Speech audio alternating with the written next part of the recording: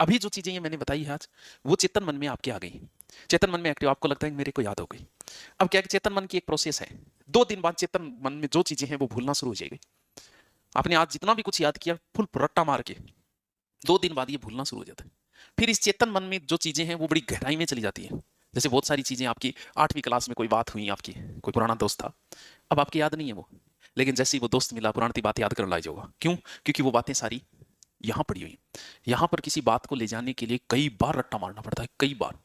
मैं आपको बोलूं कि टाबरो दारू पीनो गलत है, आपने मान लिया कि गलत है, शाम के जाके वो खोलो पैक। क्यों? क्योंकि आपने बात आपने नहीं मानी, इसने मानी है, और ये लंबे समय तक रखता नहीं है। आपको बचपन से सिखाया गया कि नॉनवेज गलत है, गलत है, गलत है, और जीवन भर आपके 20 साल तक आप ये बात सुनते रहे। तो 20 साल जब बात सुनी तो वो यहां आ गई। यहां आने के बाद जैसे ही आप पहली बार नॉनवेज खाओगे आपकी उल्टी हो जाएगी। क्यों? क्योंकि इसने मना कर रखा है, और इसके विरुद्ध जैसे ही आपने काम किया आपके तुरंत उल्टी शुरू। तुरंत दारू पीते ही, पहली बार दारू पीते ही हो सकता है आपकी उल्टी आ जाए। क्यों? क्योंकि वो बात यहां टिकी हुई है, और यहां जो बात एक बार बैठ गई ना, यहां बैठाने के लिए आपको बार बार रटनी पड़ेगी किसी चीज को। चेतन मन में अभी है, आप इस चीज को 2 बार पढ़ो, 3 बार, 4 बार, 5 बार, 7-8 बार पढ़ते ही वो चीज यहां की गिर गई।